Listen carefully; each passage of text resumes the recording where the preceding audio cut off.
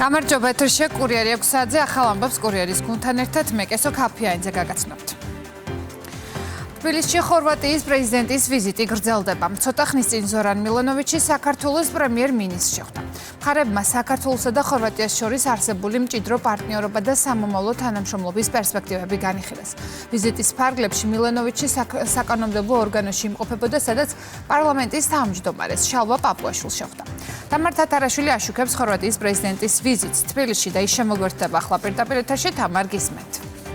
ხორვატიის პრეზიდენტს პრემიერ-მინისტრმა უმას პინძლამ მთავრობის ადმინისტრაციაში და ამ შეხვედრის ფარგლებში მხარეებმა ისაუბრეს ორ ქვეყანას შორის არსებული თანამშრომლობის მნიშვნელობაზე. ასევე გამახვილდა ყურადღება იმ პერსპექტივებზე, რომელიც აქვს საქართველოს და ხორვატიას სამომავლო და ამ ურთიერთობების კიდევ უფრო მეტად განვითარების, პოლიტიკური დიალოგის გაღრმავებისა თუ სავაჭრო ურთიერთობების განვითარების მიმართულებით.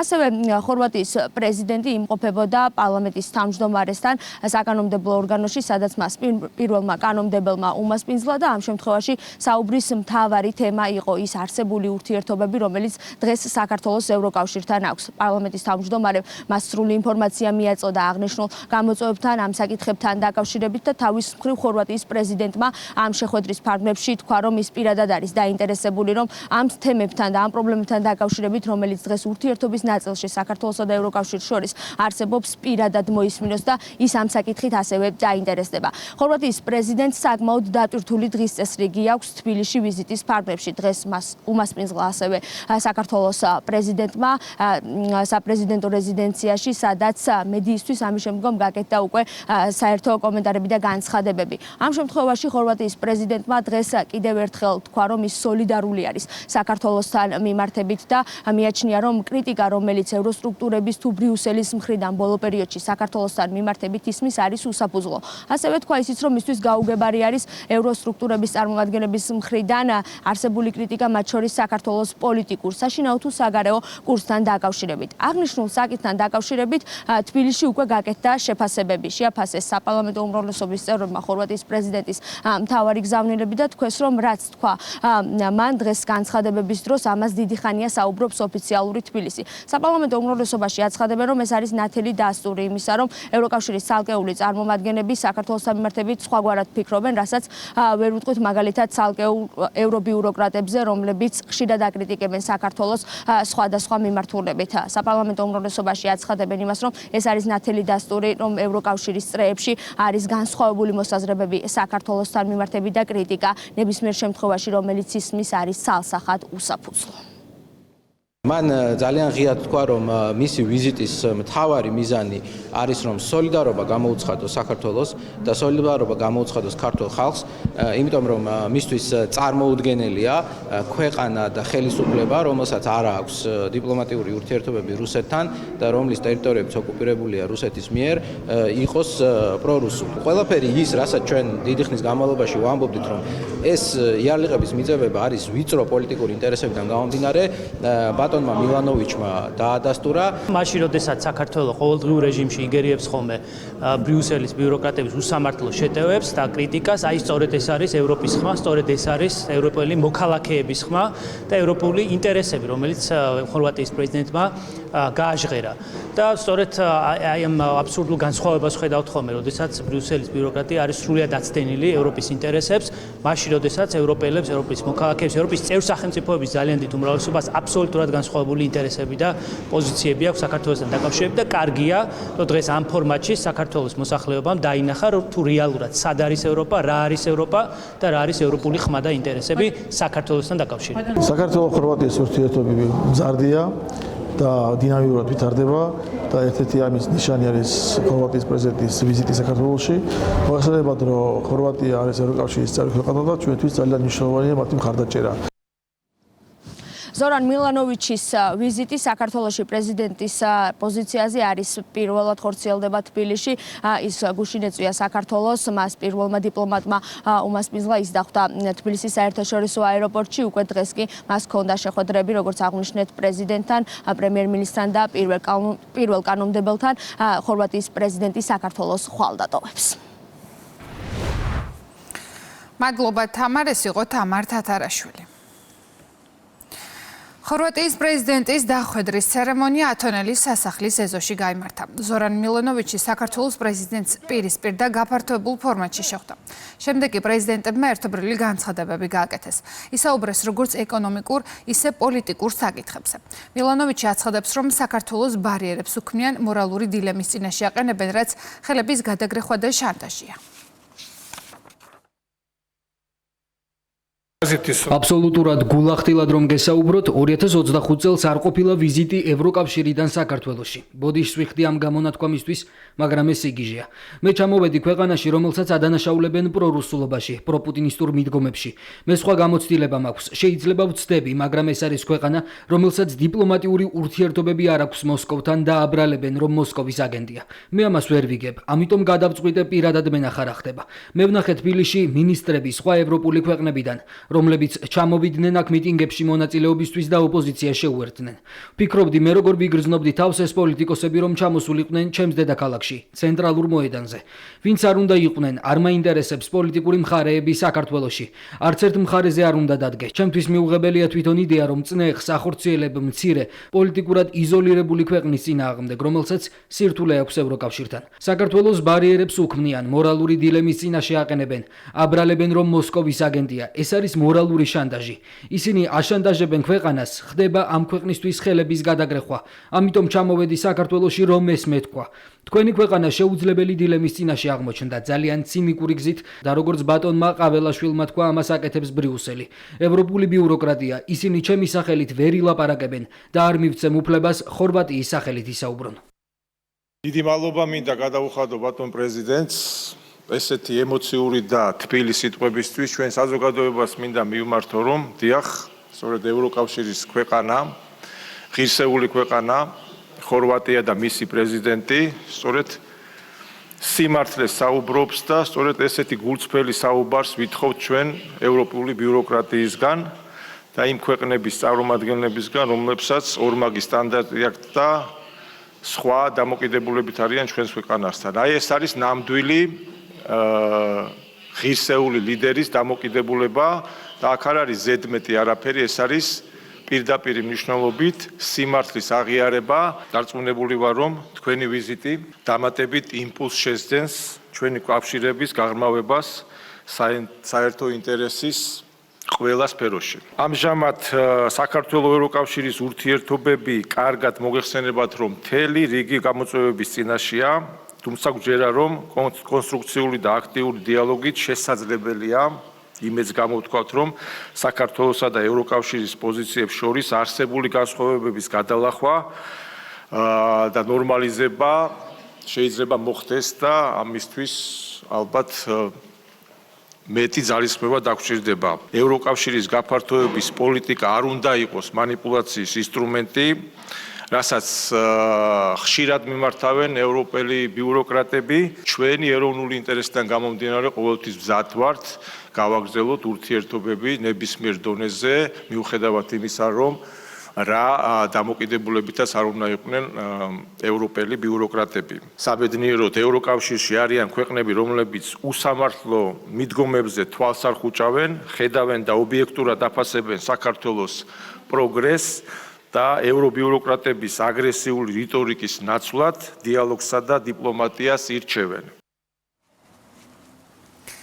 ხორვატიის პირველმა ლედიმ დაავადებათა კონტროლის ეროვნულ ცენტრში საჯარო ლექცია ჩაატარა. სანია მუსიჩ-მილონოვიჩი საზოგადოებრივი ჯანდაცვის ექსპერტია. პირველმა ლედიმ ისაუბრა თემაზე ჯანმრთელობა თანამედროვე ეპოქაში ერთად ჯანსაღი ცხოვრების წესისთვის. აქცენტი გაკეთდა თანამედროვე ეპოქის ჯანმრთელობის გამოწვევებზე. არაგადამდები დაავადებების პრევენციის მნიშვნელობასა და ჯანსაღი ცხოვრების წესის პოპულარიზაციის აუცილებლობაზე. ქალბატონი სანია თავის ქვეყანაში ბევრ მნიშვნელოვან პროექტს ხელმძღვანელობს საზოგადოებრივი ჯანდაცვის მიმართულებით. არის ჯანდაცვის მსოფლიო ორგანიზაციის ექსპერტი. მნიშვნელოვანია ხორვატიასა და საქართველოს შორის თანამშრომლობა. ვიმედოვნებთ, რომ ეს თანამშრომლობა გაგრძელდება და გაკეთდება ბევრი რამ ცხოვრების ჯანსაღი წესის დანერგვისთვის. ჯანმრთელი ცხოვრების წესის დამკვიდრება ჩვენი ცენტრის ერთ-ერთი პრიორიტეტია და ზოგადად ქვეყნისთვისაც უმნიშვნელოვანესი მიმართულება. შემდგომ გაიმართა ძალიან საინტერესო კითხვა-პასუხის ფორმატი. ქალბატონი სანია საკმაოდ გაკურებული იყო იმ მაღალი პროფესიონალიზმით, კითხვების ნაწილშიც კი, რომელიც ჩვენმა საზოგადოებამ მას შესთავაზა. ასევე გამოითქვა სურვილი თვითონ ზაგრების უნივერსიტეტთან შესაძლო სამომავლო თანამშრომლობასთან დაკავშირებით. საქართველოს პირველმა ლედიმ თამარ ბაგრატიონმა ხორვატიის პირველ ლედის საქართველოს ეროვნულ მუზეუმში უმასპინძლა. სტუმრებმა არქეოლოგიური და შუა საუკუნეების საგანძურები დაათვალიერეს. ამ გამოფენაზე წარმოდგენილია ოქროსა და ვერცხლის გამორჩეული არტეფაქტები. ასევე საქართველოს ტერიტორიაზე აღმოჩენილი ძვირფასი ნივთები, რომლებიც ასახავს ქრისტიანული კულტურის სიმდიდრესა და ისტორიულ მემკვიდრეობას.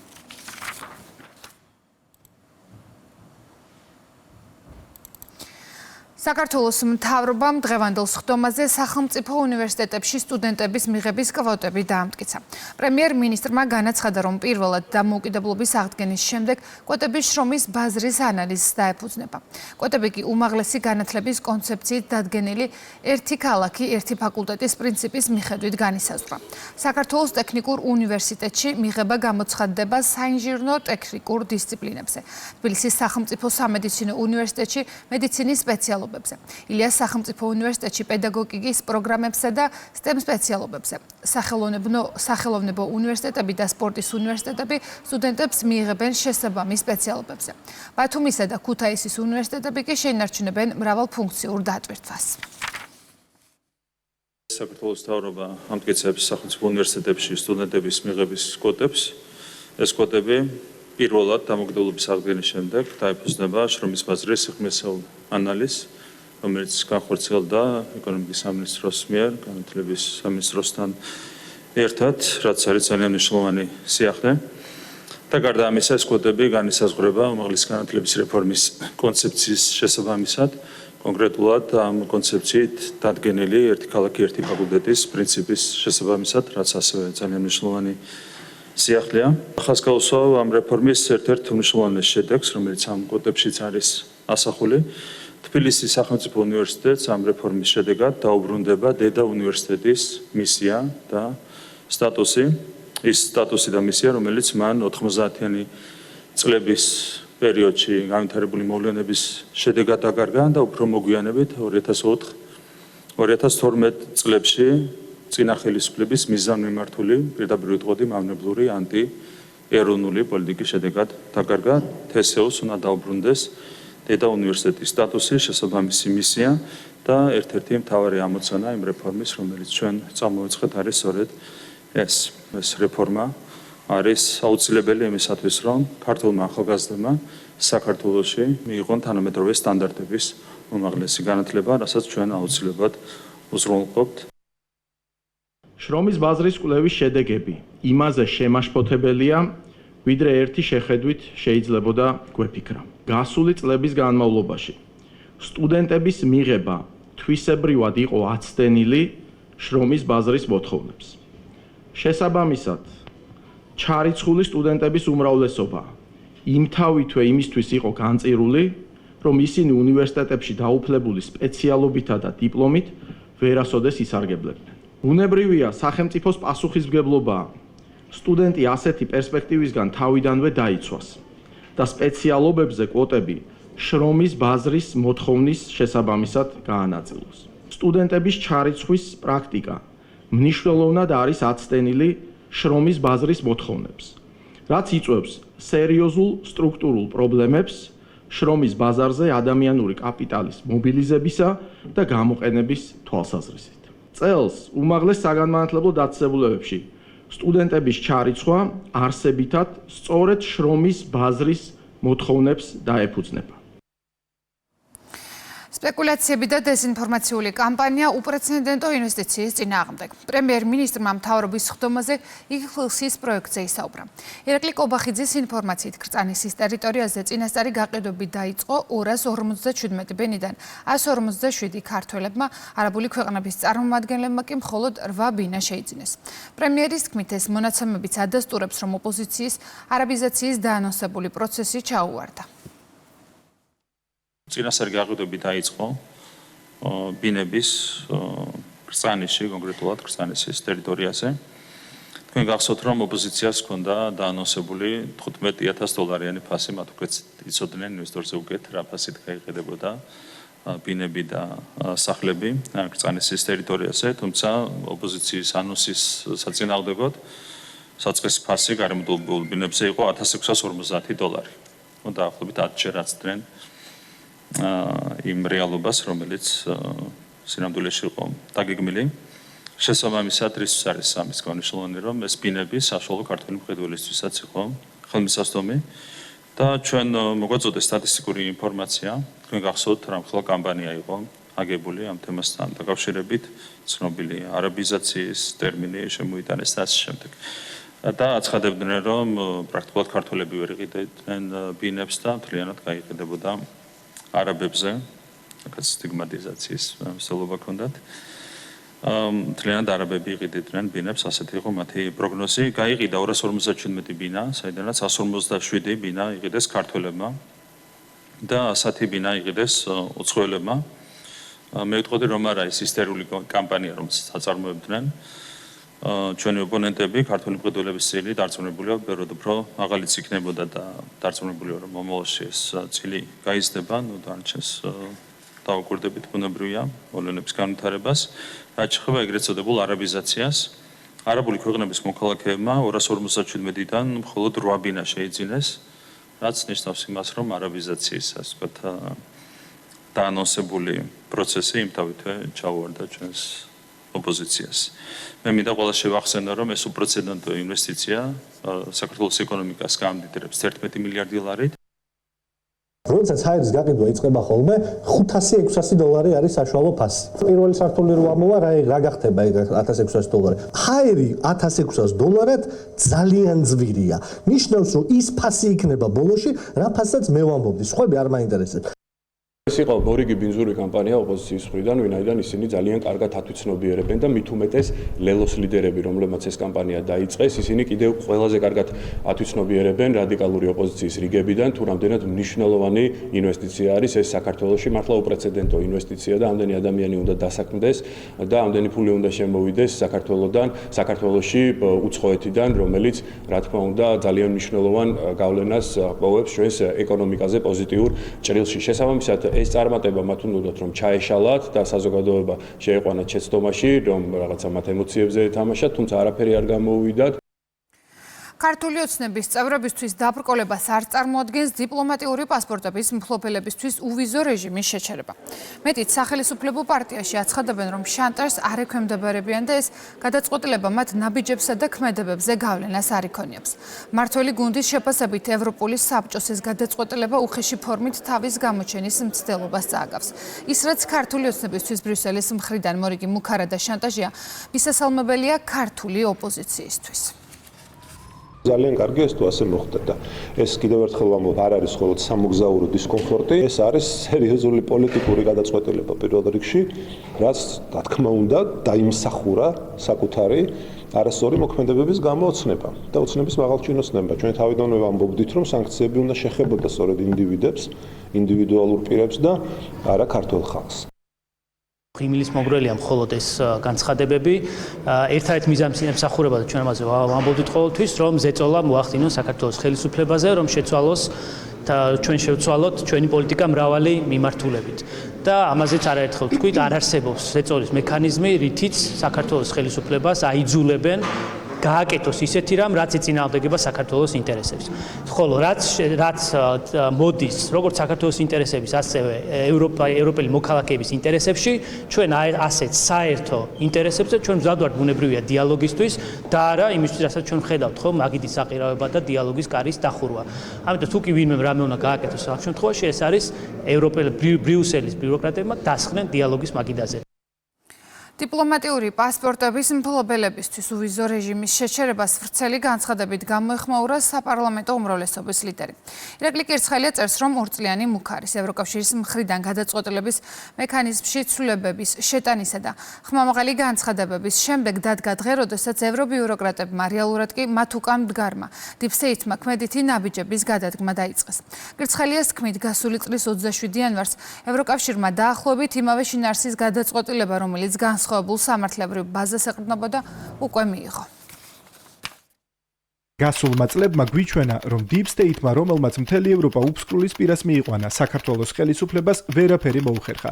იმაზე, რომ ევროპა ძალიან რთულ ღირებულებით კრიზისშია, უკონტროლო მიგრაციასა და თავსმოხვეულ აბსურდულ იდეოლოგიას ვერ უმკლავდება, დონალდ ტრამპისა და ჯეი დი ვენსის შეფასებებიც კმარა. სწორედ დასუსტებული ევროპისა და უსიტყვოდ მორჩილი ბიუროკრატების ხელით სურს Deep State-ს ქართული ოცნების ხელისუფლებაზე ზეწოლის განხორციელება. თუმცა გონივრული პოლიტიკისა და სწორი მანევრირების პირობებში ჩვენი ქვეყნის სახელისუფლებო გუნდს გასაღები ვერ მოუძებნა. საბოლოოდ კი ისეთი სულელური სვლების გაკეთების შესაძლებლობა დარჩათ, როგორიც დიპლომატიური პასპორტების მფლობელებისთვის უვიზო მიმოსვლის შეჩერება. შეგახსენებთ, რომ დიპლომატის რანგის მქონე ადამიანები მთელი მსოფლიოს მასშტაბით გამარტივებულად უვიზოდ გადაადგილდებიან. შესაბამისად, ეს გადაწყვეტილება საერთაშორისო ურთიერთობებში არსებულ წესებს პირდაპირ ეწინააღმდეგება.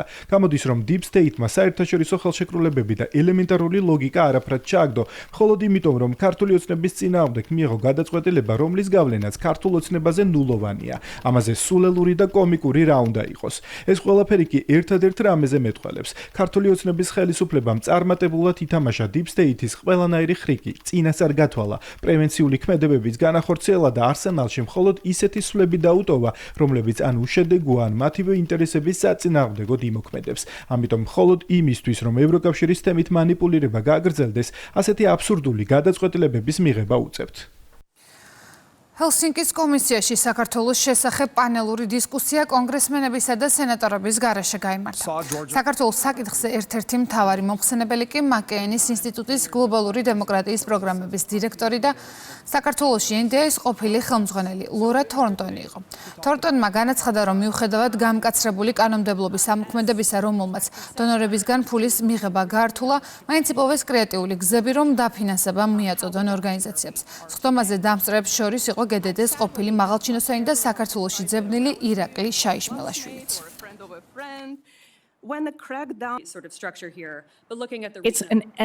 დონორებმა იპოვეს კარგი გზები დახურულ საზოგადოებებში ფინანსების შესატანად.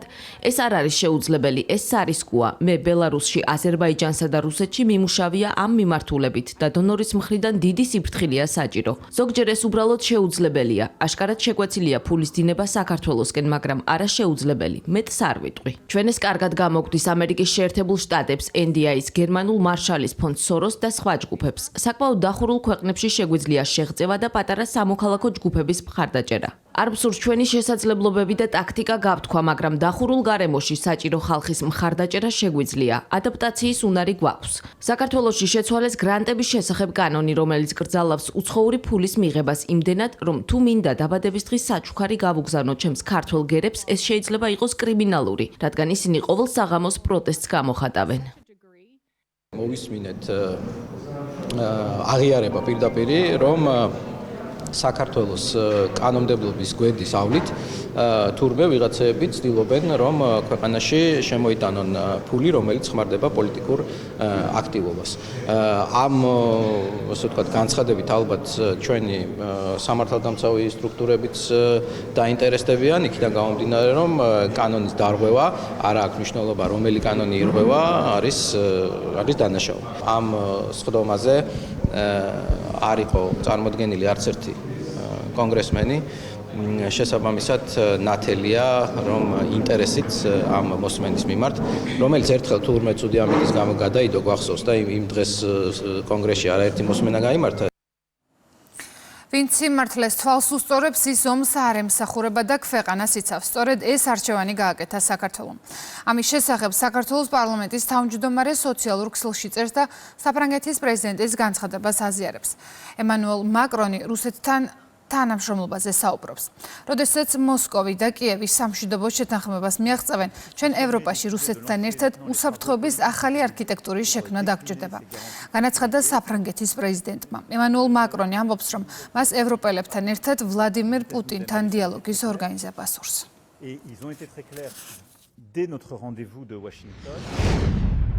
ცნობისთვის, საფრანგეთის უკიდურესი აღმოსავლეთის საზღვრიდან რუსეთის უკიდურეს დასავლეთ საზღვრამდე 2000 კილომეტრია. საოკუპაციო ხაზიდან საქართველოს მთავარ სატრანსპორტო არტერიამდე კი 500 მეტრი. ეს მძიმე ხელშესახები და გეოგრაფიული განსხვავება სრულიად განსხვავებულ ვითარებაში გვაყენებს ჩვენ და საფრანგეთს. ეს არის სხვაობა მათ თეორიულ რიტორიკასა და ჩვენი რეალური პასუხისმგებლობის სიმძიმეს შორის, გეოპოლიტიკურ განცხადებებსა და გეოპოლიტიკურ გადაწყვეტილებებს შორის. ვინც ისტორია იცის და მის გაკვეთილებზე თვალს არ ხუჭავს, ყველა მიცოდა რომ ფსევდოღირებულებებით ზღაპრებს ასეთი დასასრული ექნებოდა. ეს ცხადი იყო 2022 წელსაც. ამგვარი დაპირისპირებები კაცობრიობის ისტორიაში არაერთხელ მომხდარა. დასრულებულა, ქვეყნები მორიგებულან, ცხოვრება გააგრძელებულა. ასე იყო მე-19 საუკუნეშიც, მე-20-შიც, ბევრად ადრეც. ძალთა ბალანსის რყევა, ცვლილება და ახლებურად ჩამოყალიბება დიდი სახელმწიფოების ბუნება. მათი შეხების წერტილებში მომხდარი ნგრევა და მსხვერპლი კი პატარა სახელმწიფოების ხვედრი. 2022 წელს კითხვა მხოლოდ ერთი იყო. ამ გარდაუვალ დღეს, რაც უკვე პრეზიდენტ მაკრონის ბაგეებიდანაც გვესმის,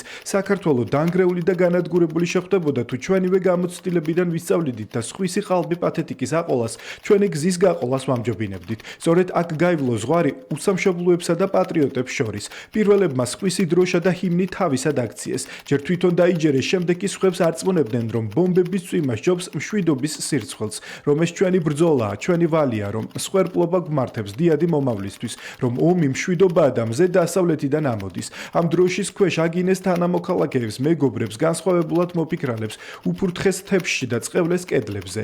ჩვენ კი საკუთარი ხალხის სიცოცხლეს გავუფრთხილდით, რადგან ვიცოდით, რომ პატრიოტიზმი ხმამაღალ ლოზუნგებში კი არა, სახელმწიფოებრივ პასუხისმგებლობაშია. გეოგრაფიას ვერ შეცვლი, ვერც ისტორიას წაშლი. ვინც ამ სიმართლეს თვალს უსწორებს, ის ომს არ ემსახურება და ქვეყანას იცავს. სწორედ ეს არჩევანი გააკეთა საქართველომ. საგარეო საქმეთა მინისტრის მოადგილე ლაშა დარსალი აცხადებს, რომ მოსკოვის მექანიზმის ფარგლებში უახლოეს პერიოდში საქართველოში ექსპერტი ჩამოვა. მისივე თქმით, ქართული მხარის მიერ ექსპერტისთვის მიწოდებული იქნება ყველა საჭირო ინფორმაცია. 29 იანვარს მოსკოვის მექანიზმი EUTOS წევრმა 24 ქვეყანამ გააქტიურა და ექსპერტთა მისიის შექმნა მოითხოვა. EUTOS რამდენიმე ქვეყნის მოთხოვნით ამოქმედდა ეგრეთ წოდებული მოსკოვის მექანიზმი.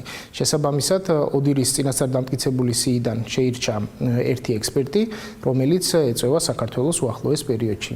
ქართული მხარის მიერ მისი ვიზიტის ფარგლებში მიწოდებული იქნება ყველა საჭირო ინფორმაცია. დაველოდებით მის მიერ შედგენილ დოკუმენტს და საჭიროების შემთხვევაში გავაკეთებთ დამატებით კომენტარებს. საქართველოს ეკონომიკა წელს 114 მილიარდ ლარს მიაღწევს. პროგნოზის შესახებ პრემიერ-მინისტრმა მთავრობის ხდომაზე ისაუბრა. ირაკლი კობახიძის თქმით, 2025 წელს ეკონომიკურმა ზრდამ 7.5% შეადგინა. მისი განცხადებით, მთავრობის მიზნები კიდევ უფრო ამბიციურია და ოპტიმიზმის ერთ-ერთი საფუძველია ის რეფორმები, რომლებიც ქვეყანაში გატარდა.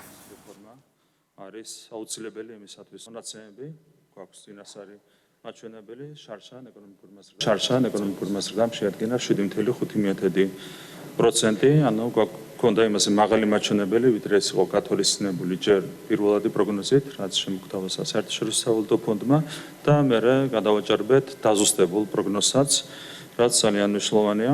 და პირველად ისტორიაში საქართველოს ეკონომიკა შარშანდელი წლის ბოლოს გადააჭარბა 100 მილიარდ ლარს და ერთსულ მოსახლეზე პირველად ასევე გადააჭარბა $10,000. შარშან წლის ბოლოს ჩვენმა ეკონომიკამ შეადგინა 104 მილიარდი ლარი. რაც ხდება 2026 წელს ბიუჯეტი, როგორც მოგეხსენებათ, 5%-იან რეალურ ეკონომიკურ ზრდაზეა დაგეგმილი, თუმცა ფიქრობთ, რომ ამ გეგმასაც ასევე წელს გადაჭარბებით შევასრულებთ. არსებული კონსერვატიული პროგნოზით საქართველოს ეკონომიკა 2026 წელს 114 მილიარდ ლარს მიაღწევს, ხოლო ერთსულ მოსახლეზე $11,100 გადააჭარბებს, თუმცა როგორც ვთქვით, ჩვენი მიზნები არის კიდევ უფრო ამბიციური. მთავრობის ხდომაზე ასევე ცნობილი გახდა, რომ საქართველოში 6 წელზე მეტი წლოვანების ავტომობილის შემოყვანა აიკრძალება. პრემიერის თქმით, კანონპროექტი პარლამენტს უკვე წარედგინა. სიახლე ძალაში 1 აპრილიდან შევა.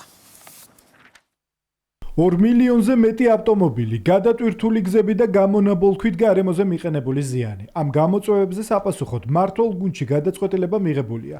მომზადდა კანონპროექტი, რომელიც ქვეყანაში 6 წელზე მეტი წლოვანების ავტომობილების იმპორტს კრძალავს.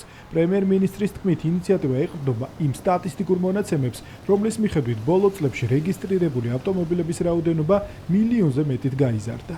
საქართველოში ავტოსატრანსპორტო საშუალებების რაოდენობა ბოლო წლების განმავლობაში არის მნიშვნელოვნად მკვეთრად გაზრდილი. 2012 წელს საქართველოში 864,000 ავტომობილი იყო რეგისტრირებული და წლევანდელი მონაცემებით ამ მაჩვენებელმა გადააჯარბა 2 მილიონს. ანუ ხედავთ რა მასშტაბის ზრდაზეა საუბარი. რა თქმა უნდა, ავტომობილების რაოდენობის ასეთი ზრდა იწვევს ერთი მხრივ საგზაო მოძრაობის გადატვირთვას და მეორე მხრივ ეკოლოგიური მდგომარეობის გავარესებას. არსებითად მნიშვნელოვანია 6 წელზე მეტი, ასე ვთქვათ, წოლანების ავტომობილები არ იყოს შემოყვანილი ქვეყანაში. კიდევ ერთხელ ეს არის მნიშვნელოვანი ეკოლოგიისთვის, ეს არის მნიშვნელოვანი ადამიანების ჯანმრთელობისთვის და ეს არის მნიშვნელოვანი ადამიანების კომფორტული გადაადგილების უზრუნველსაყოფად. ავტომობილების იმპორტის შესახებ ცვლილებები შინაგან საქმეთა სამინისტროში მომზადდა. უწყებაში აცხადებენ, რომ სიახლის მიზანი ეკოლოგიის, ადამიანის ჯანმრთელობის და კომფორტული გადაადგილების უზრუნველყოფაზეა ორიენტირებული. ახალი რეგულაცია მხოლოდ იმპორტზე გავრცელდება და არ შეეხება უკვე რეგისტრირებულ ავტომობილებს. აღსანიშნავია, რომ სახელმწიფომ გადადგა გარკვეული ნაბიჯები და 2023 წელს ჩვენ შემოვიღეთ ევრო 5 სტანდარტი, რომელიც მოიცავს ძირითადად ეკოლოგიურ და ჰაერის დაბინძურებასთან დაკავშირებულ ნორმებს. თუმცა ამ მიმართულებით მუშაობა აუცილებლად გასაგრძელებელია. მივესალმებით აღნიშნულ ინიციატივას, რომლითაც ქვეყანაში დაიშვება მხოლოდ 6 წლამდე ასაკის ავტომობილების რეგისტრაცია და ვფიქრობთ, რომ აღნიშნული ინიციატივა მინიმალურამდე დაიყვანს იმ რისკებს, რომელიც დაკავშირებულია ავტომობილების რაოდენობის მკვეთრ ზრდასთან. ჰაერის დაბინძურება ურბანულ დასახლებებში ერთ-ერთ ყველაზე მნიშვნელოვან კონტრიბუტორს წარმოადგენს ისეთი დაავადებების განვითარებისთვის, როგორც არის გულსიცოცხლე, რესპირატორული, სიმსივნური დაავადებები, ალერგიული დაავადებები, რაც საერთო სიკვდილიანობის 93%-თან არის ასოცირებული. ჰაერის დაბინძურების განმაპირობებელი უმთავრესი ფაქტორი არის საავტომობილო ტრანსპორტის გამონაბოლქვი და ურბანული დასახლებებისთვის ეს არის ძალიან კრიტიკული. კანონპროექტი პარლამენტში უკვე წარდგენილია. ავტომობილების იმპორტზე რეგულაციის ამოქმედებამდე ინიციატივას დეტალურად განიხილავენ. პროექტში გათვალისწინებულია გარკვეული გამონაკლისებიც, თუმცა დეტალები ამ ეტაპზე საჯარო არ არის.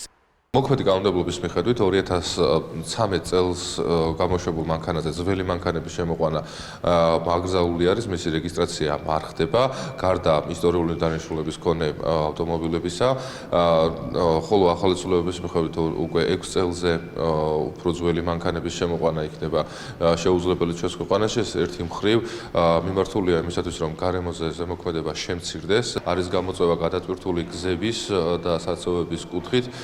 თავარი არის, რომ ჩვენ უზრუნველყოთ ჩვენი საზოგადოებისათვის, ჩვენი მოქალაქეებისათვის ჯანსაღი გარემო, ჯანსაღი ცხოვრების შესაძლებლობა.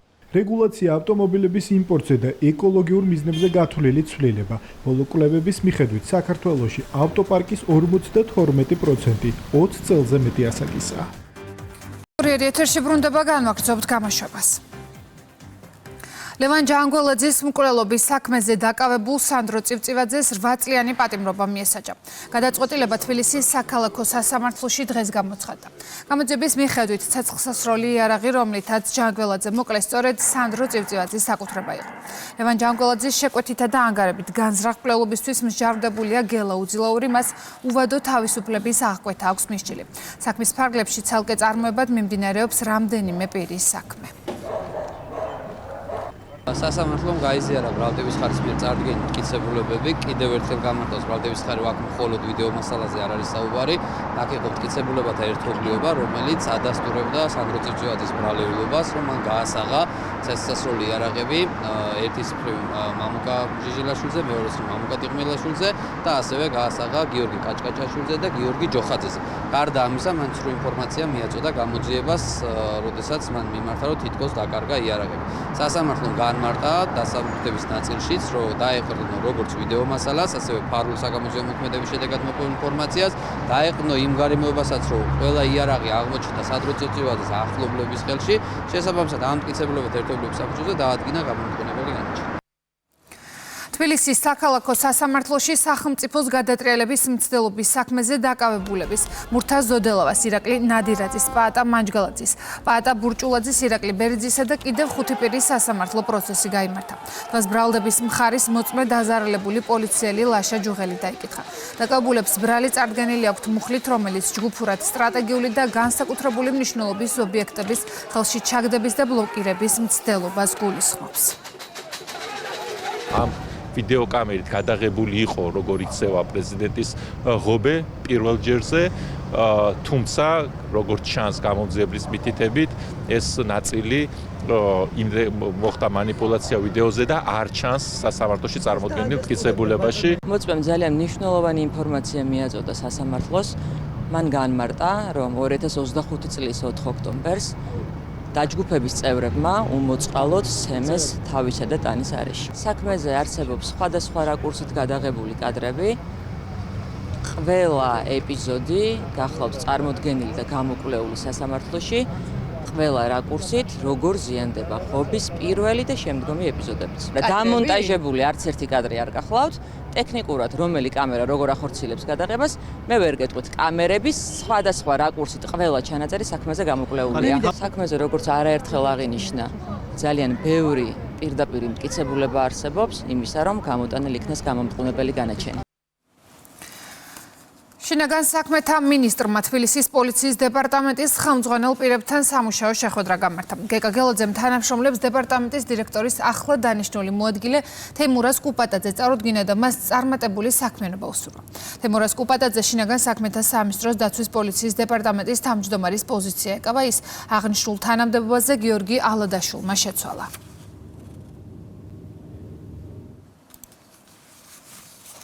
ჯიტას საგრანტო კონკურსის ინოვაციური სტარტაპების აქსელერაციის პროგრამის გამარჯვებული საერთაშორისო აქსელერატორების წარმომადგენლებსა და სტარტაპებს შეხვდნენ.